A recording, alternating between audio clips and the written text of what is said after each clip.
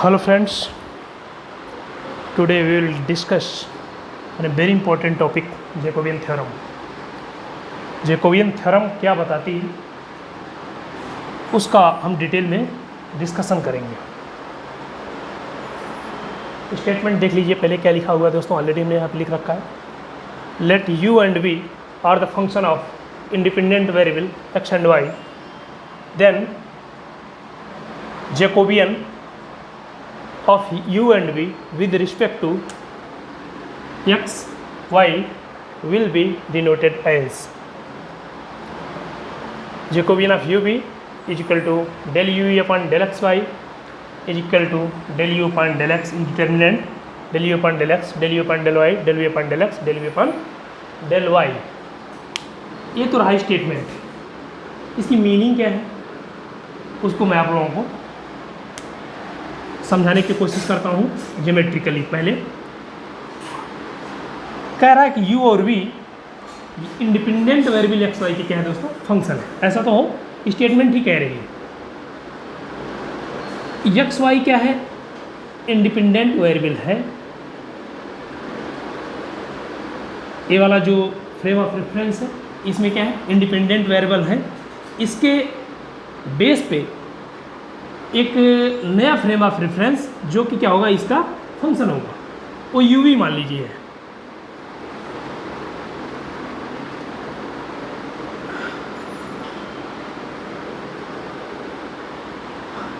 यहाँ पे जितना हॉरिजॉन्टल कर्व्स दिख रहे हैं, कर्व में वैसे तो अप एंड डाउन दोनों एक्सिस में है, बट जो इस तरह से कर्व दिख रहे हैं उनको हम यू मान रहे हैं, और जो वर्टिकल दिख रहे हैं उनको हम वी मान रहे हैं. इसी से यह बना हुआ है दोस्तों. तभी यह वर्ड यूज किया जा रहा है कि यू और वी क्या है, एक्स वाई के फंक्शन है. बना कैसे है ये देखिए.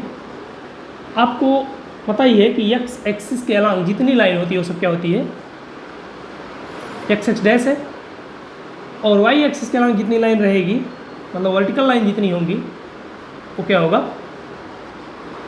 वाई वाई डैश है दोस्तों. अब इस पे हमें एक स्ट्रेच पैदा करना है.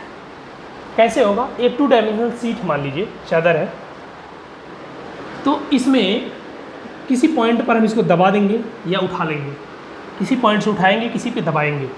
इससे क्या होगा, इसमें स्ट्रेच पैदा हो जाएगा.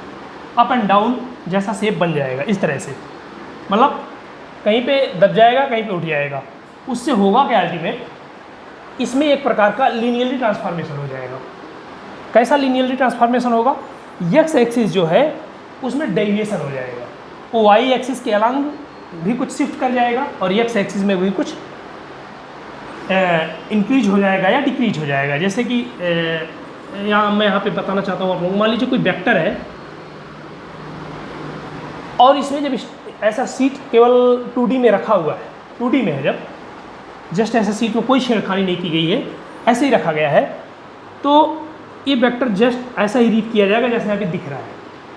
लेकिन अगर इस सीट में कुछ हलचल पैदा कर दिया जाए, जैसे आप लोगों ने देखा होगा पानी का सरफेस जो है तालाब में स्थिर, पत्थर फेंक देते हैं, उसमें हलचल पैदा हो जाती है, उसमें वेव बन जाती है.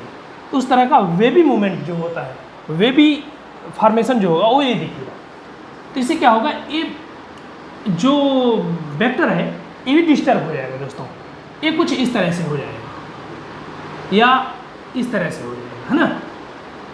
डायरेक्शन चेंज हो जाएगी और उसकी लेंथ भी क्या हो जाएगी, चेंज हो जाएगी. तो कितना लेंथ चेंज होगा वो इतना हो जाएगा. पहले इतना बड़ा वेक्टर था, अब इतना बड़ा हो गया. कोई वेक्टर इतना बड़ा था पहले, अभी चेंज होकर कितना हो गया, इतना हो गया. डायरेक्शन इसकी चेंज हो गई. तो कहने का मतलब ये हो रहा है कि यही चीज़ जो है वेक्टर का, अगर हम यूनिट लेवल पर, छोटी बहुत छोटी क्वांटिटी लेवल पर अगर हम इसका अध्ययन करें, तो इसमें पीस वाइज छोटे छोटे टुकड़े करें अगर, तो एक एक छोटे छोटे जो वेक्टर होंगे, यूनिट वेक्टर होंगे, वो वेक्टर स्केल होकर के इस फॉर्मेशन से इस फॉर्मेशन में चेंज हो जाएंगे. कैसे हो जाएंगे, चूँकि यहाँ का वेक्टर जो होगा वो चेंज होने के बाद कितना स्केल होगा, जितना इसमें हलचल हुई है, तो वो निकलता कैसे है दोस्तों? कोई वेक्टर के स्केलिंग छोटा होना बड़ा होना वो कैसे निकलता है? वो निकलता है दो वेक्टरों के डॉट प्रोडक्ट से। तो आप देख रहे होंगे जो ये स्टेटमेंट कहती है उस स्टेटमेंट में यहाँ पे क्या हो रहा है? डॉट प्रोडक्ट टाइप का है। ये क्या है? Del u upon del x is a partial differentiation of u with respect to x, means u curve पर एक्स के डायरेक्शन में जो टेंजेंट है उसका स्लोप है, यूनिट वेक्टर का जो टेंजेंट वेक्टर उसका स्लोप है। और यहाँ पे सेम वाई डायरेक्शन में है, वी के लिए इन दोनों का गुणा हो रहा है, मतलब दो टेंजेंट वेक्टर का क्या हो रहा है? डॉट प्रोडक्ट कराया जा रहा है और डिफरेंस लिया जा रहा है। उससे पता चलेगा दोस्तों उस सीट में कितना डेविएशन हो रहा है। यहाँ की छोटी सी सीट में एक खाने में, यहाँ के एक खाने में हलचल होने के बाद जो मतलब ट्रांसफॉर्म होने के बाद यहाँ से इसमें आने के बाद इस सीट में कितना डिफरेंस हो रहा है, वो डिफरेंस इस फार्मूले से निकल रहा है। मैं समझता हूँ कि आप लोगों को कॉन्सेप्ट बिल्कुल ही समझ में आ रहा होगा कि हम ऐसा क्यों करते हैं। ऐसा करने का केवल मतलब होता है कि जो यू कर्व है, आप लोग देख रहे होंगे यू कर्व है, यू कर्व क्या है? एक्स वाई का फंक्शन है। इसमें एक्स के अलॉन्ग भी डेविएशन हो रहा है और वाई के अलॉन्ग भी डेविएशन हो रहा है। तो उस डेविएशन को रीड करने के लिए कितना डेविएशन हो रहा है उसके लिए क्या करेंगे? हम दो वेक्टर का यूनिट टेंजेंट वेक्टर का क्या करेंगे? डॉट प्रोडक्ट करवाएंगे डेविएशन के लिए। और यूनिट टेंजेंट वेक्टर कैसे निकलता है? किसी भी कर्व पर उस जिसका फंक्शन है उसके रिस्पेक्ट में उसको क्या किया है? पार्शियल डिफरेंशिएशन किया जाए। जैसे एक कर्व है, एक्स के रिस्पेक्ट में अगर पार्शियल डिफरेंशिएशन किया जाएगा इस पर जो टेंजेंट वेक्टर आएगा वो क्या होगा? एक्स के डायरेक्शन में कितना स्लोप हो रहा है, कितना चेंजेज हो रहा है वो देगा दोस्तों, है ना। यही हमारा पार्शियल डिफरेंशिएशन देता है। अगर y के रिस्पेक्ट में करते तो y के रिस्पेक्ट में जो टेंजेंट वेक्टर है उसमें कितना स्लोप हो रहा है वो हमें मिलता। तो कहने का मतलब ये हुआ कि जैकोबियन हमें क्या देती है? एक वेक्टर देती है दोस्तों। यहाँ पर होता क्या है? इसके पीछे की चीज़ें हैं, इस थ्योरी के पीछे की चीज़ें हैं जो कि आपको समझने की ज़रूरत है, अदरवाइज थ्योरी को हम बस रखते रह जाते हैं, समझ नहीं पाते जैकोबियन हमें बताना क्या चाहती है। तो इसके पीछे की चीज़ें हैं, इसमें एक प्रकार का लीनियरली ट्रांसफॉर्मेशन होता है। और लीनियरली ट्रांसफॉर्मेशन किसके ऊपर होता है? एक वेक्टर वैल्यूड फंक्शन होता है कोई, और वो वेक्टर वैल्यूड फंक्शन है कौन सा? u और v are the vector valued function, they will give a vector after applying the Jacobian transformation, है ना। After applying the a Jacobian क्या है? एक प्रकार का ट्रांसफॉर्मेशन है, सॉरी ऑपरेटर है। ये ऑपरेटर लगाने के बाद इस पर हमें यहाँ का वेक्टर यहाँ कैसा दिखेगा वही चीज़ बताता है। अब एक छोटे से एग्जांपल से क्लियर करूँ मैं। तो u इक्वल टू मान लीजिए 2x² + 3 और v equal to 3y + y² + 2x मान लीजिए है। इसका हमें जैकोबियन निकालना है। किस पॉइंट पर निकालना है? 3.30 पर निकालना है। अब इसका मैं पहले शाब्दिक मीनिंग बता दूंगा, तब आपको लग रहा होगा आप जितने क्वेश्चंस जैकोबियन के सॉल्व करते हैं या करेक्ट किए होंगे बस आप आंसर निकालने के लिए किए होंगे। उसके पीछे तथ्य क्या है, मीनिंग क्या है, मोटिव क्या है, इसको समझने की कोशिश हम यहाँ पे करेंगे दोस्तों। u और v क्या है? u जो दिख रहा है वो क्या है? ए वाले कर्व है, ए वाले कर्व है दोस्तों 2x² + 3, ये वाले कर्व है क्या? u। और इस टाइप वाले जो कर्व दिख रहे हैं वो क्या है? v।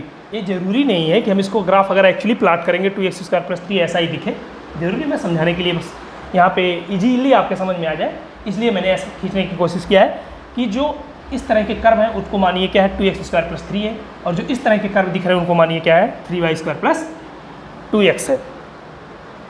सॉरी यहाँ पर y भी लिख लेते हैं। और उसको निकालना किस पॉइंट पे? हमें 30 पॉइंट पर जैकोबियन निकालना है। 30 ये कहाँ का बात हो रही है? ये इंडिपेंडेंट वेरिएबल की बात हो रही है, यहाँ की बात हो रही है।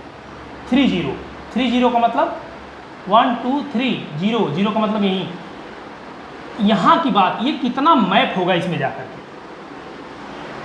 मतलब यहाँ का वेक्टर इसमें आकर के कितना मैप हो जाएगा, कितना छोटा हो जाएगा, कितना बड़ा हो जाएगा, उस चीज़ की बात हो रही है यहाँ पे दोस्तों। तो यही जैकोबियन जो प्रोसेस है उसी से पता चलेगा कि वो वेक्टर स्केल होने के बाद कितना छोटा है, कितना बड़ा हो रहा है। तो इसको इसी में डायरेक्ट फार्मूले में रखेंगे, पता चल जाएगा। जैकोबियन हम निकाल रहे हैं इसका, j u v equal to del, direct रख देते हैं दोस्तों, del u upon del x, मतलब एक्स के रिस्पेक्ट में यू का डिफरेंशिएशन, इसका डिफरेंशिएशन एक्स के रिस्पेक्ट में, 2 दूना 4x, यू का वाई के रिस्पेक्ट में, इसका वाई के रिस्पेक्ट में होगा 3 हो जाएगा, इसका एक्स के रिस्पेक्ट में होगा तो कितना हो जाएगा, 2 हो जाएगा, और इसका वाई के रिस्पेक्ट में होगा तो 3 दूना 6y हो जाएगा। ये कितना आ जाएगा, 6 चौका 24 XY, 24 XY माइनस 3 दूना 6। इतने फैक्टर के हिसाब से वेक्टर में क्या होगी, स्केलिंग होगी। वो चाहे पॉइंट कुछ भी हो, वो पॉइंट चाहे कुछ भी हो। अगर यहाँ 3 जीरो की बात हो रही है तो 3 जीरो पे कितना डेविएशन होगा, सॉरी मतलब स्केलिंग होगी वेक्टर की, कितना छोटा या बड़ा होगा, वो इस पे रखने के बाद पता चलेगा। x के स्थान पे 3 रख दीजिए, y के स्थान पे 0, तो 0 हो जाएगा, -6 हो जाएगा। मतलब कि -6 यूनिट के हिसाब से उसमें क्या हो जाएगा, वृद्धि या कमी हो जाएगी उस वेक्टर में, इस वेक्टर में जो यहाँ पे 3 जीरो पे रखने के बाद दिख रहा था। मतलब यहाँ का वेक्टर कोई इस तरह से है तो यहाँ पे वो वेक्टर हो सकता है इस तरह से, लीनियरली ट्रांसफॉर्म होने के बाद इस तरह का जो वेक्टर है यहाँ ए वाला, वो डिस्टेंस कम हो गई, डायरेक्शन चेंज हो गई है। तो डिस्टेंस के लिए बेसिकली हम यहाँ पे अध्ययन कर रहे हैं, तो डिस्टेंस कितना चेंज होगा, या हो सकता है यहाँ का वेक्टर इस तरह से था, स्ट्रेट मान लीजिए, और उसमें स्ट्रेच होने के बाद इस तरह से हो गया, बढ़ गया, इतनी वृद्धि हुई, इसमें से इतनी वृद्धि हुई। तो ये वृद्धि और कमी के निकालने के लिए क्या हम करते हैं, जैकोबियन जो है ऑपरेटर अप्लाई करते हैं, उससे पता चलता है कि वहाँ के वेक्टर में कितनी स्केलिंग हो रही है और जो नया वेक्टर आ रहा है उसमें कितनी वृद्धि और कमी हो रही है। दोस्तों यही है जैकोबियन की मीनिंग। आपको ये चीज़ तो समझ में आ ही रही होगी, डिटर्मिनेंट है, इसका मीनिंग ये होता है कुछ नहीं, यूनिट एक देगा, मतलब सॉरी वो लेंथ देखिए, एक लेंथ मिलेगा, इससे और कुछ नहीं मिलता है। चूँकि ए भी टेंजेंट वेक्टर है, ए भी टेंजेंट वेक्टर है, दोनों का क्या हो रहा है, डॉट प्रोडक्ट हो रहा है। दोनों का डॉट प्रोडक्ट का मतलब समझ ही रहे होंगे आप लोग, इन्हीं 2 वेक्टरों का डॉट प्रोडक्ट, इसके बीच जो थीटा होता है वो cos थीटा रिस्पॉन्सिबल होगा इसको स्केल करने के लिए, है ना, इसको घटाने या बढ़ाने के लिए थीटा, और थीटा ही रिस्पॉन्सिबल हो रहा है इसमें स्ट्रेच पैदा करने के लिए, कितना ज़्यादा दबाया जा रहा है, कितना ज़्यादा उठाया जा रहा है, वो थीटा बदल रहा है, इसकी वजह से क्या हो रहा है, इसमें स्केलिंग भी बदल जाएगी, कहीं पे वेक्टर बढ़ जाएगा, कहीं पे घट जाएगा। आई थिंक आप लोगों को समझ में आया होगा कि जैकोबियन थ्योरम में स्टेटमेंट समझाना क्या चाहती है दोस्तों। इस पे बेस्ड कुछ क्वेश्चंस और हम लगवाएंगे। अभी के लिए इतना ही मैं समझता हूँ कि आप लोगों को समझ में बेहतर आया होगा। Thank you very much for watching my video.